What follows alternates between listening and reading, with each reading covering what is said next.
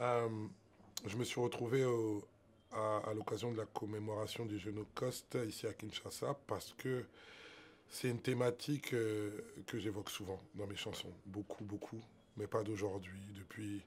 Depuis mes premiers albums, et les gens savent que je suis né et que j'ai grandi au Congo, même si effectivement le plus clair de la situation dramatique se passe dans l'Est. Pour moi, c'est quelque chose qui concerne tous les Congolais, toute la diaspora. Donc, avec le temps, le fait d'être devenu une personnalité avec une voix qui relaie, j'étais curieux de pouvoir participer au Génocos. C'est pas la première fois parce que j'étais déjà venu dans des initiatives citoyennes ici.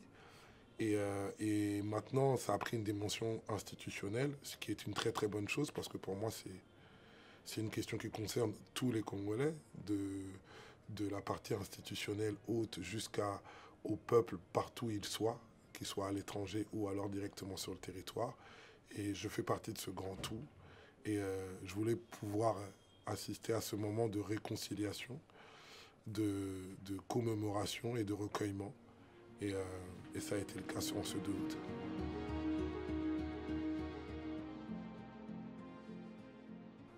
C'est le message déjà le plus simple et le plus direct, que cette tragédie existe. Parce que oui, on en est encore au stade où beaucoup ignorent même ce qui se passe. Beaucoup ne savent même pas qu'il se passe quelque chose. Donc effectivement, il faut avoir l'humilité de partir sur même le b.a.-ba de ce qu'on veut transmettre au monde, au plus grand nombre. Je voyage beaucoup, j'ai l'occasion de faire des concerts, j'ai l'occasion de me déplacer, de rencontrer beaucoup d'étrangers. Et effectivement, ils sont assez peu renseignés sur la situation du Congo, notamment par rapport à ce génocide. Et bien entendu, il y a d'autres choses qui vont être à voir, notamment le fait que ce qui se passe a un caractère génocidaire, parce que ça aussi, c'est quelque chose qui est encore contesté ou ignoré ou négligé, minimisé en tout cas. Euh, Reconnaître aussi le statut des victimes, leur situation, euh, leur, ce qu'ils ont subi, en tout cas les préjudices qu'ils ont subis, et bien entendu la dimension de réparation, parce que qui dit préjudice dit réparation. Et, euh, et à côté de ça, bien sûr aussi l'urgence que tout ça puisse cesser euh, sur un point de vue politique, militaire, d'un point de vue des rapports entre les États, les nations, les groupes armés, etc., pour que on puisse gérer, on va dire, la suite. Déjà, il faut que ça s'arrête pour qu'on puisse gérer tous les points que je viens d'évoquer. Mais pour moi, tous les points comptent. Reconnais, information sur cette situation, reconnaissance du statut des victimes et bien entendu réparation.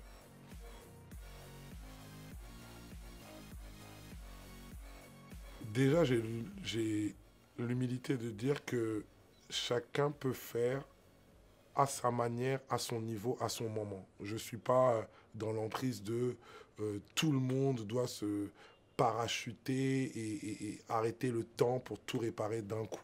Je pense que c'est plutôt l'addition des contributions, que ce soit par le message, que ce soit par l'art, que ce soit par la présence, le voyage, le relais. Il y a plein de manières de pouvoir concerner et faire avancer cette cause qui pour moi est vitale, et c'est le cas de le dire, pour la RDC et même pour la sous-région et même l'humanité en général, parce que quand, mine de rien, des Congolais sont massacrés, mine de rien, c'est l'humanité aussi qui est atteinte. Donc, euh, renseignez-vous aussi, parce qu'il y en a aussi qui manquent de renseignements. C'est pas parce qu'on est Congolais qu'on est renseigné sur tout. J'ai vu des gens à Kinshasa, d'ailleurs beaucoup de gens à Kinshasa, pendant quelques années et pendant longtemps, qui n'étaient pas renseignés eux-mêmes.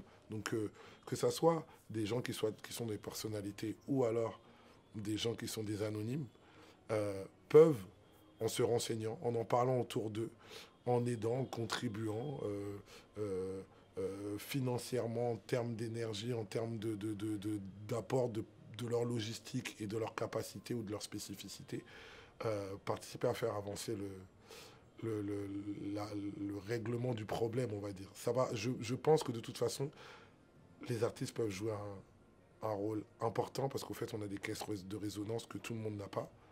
Mais pour moi, ça ne suffira pas qu'il n'y ait que des artistes. Il va falloir que, bien sûr, que euh, la classe politique fasse sa part, énorme part, que la société civile aussi, que les militants aussi, mais il y a beaucoup de militants qui sont déjà très engagés sur le terrain et sur les réseaux, et ça c'est significatif.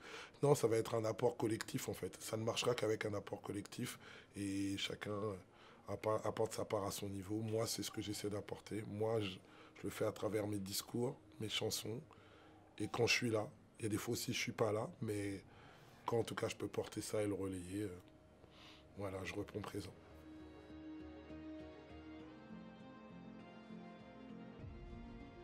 Le message aux victimes, il tourne effectivement sur cette notion de ne plus se sentir seul. Parce que dans un état de détresse extrême, comme c'est le cas dans cette situation de massacre, effectivement, on peut se sentir oublié du monde et oublié même par les siens.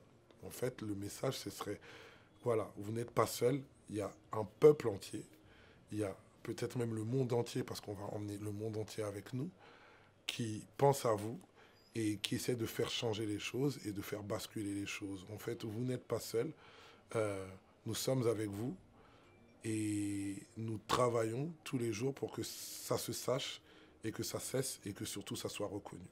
Boza bino morote, boana ekolona bino, boana batuna bino, et puis monde entier ozalana bino, parce que to otika bino te.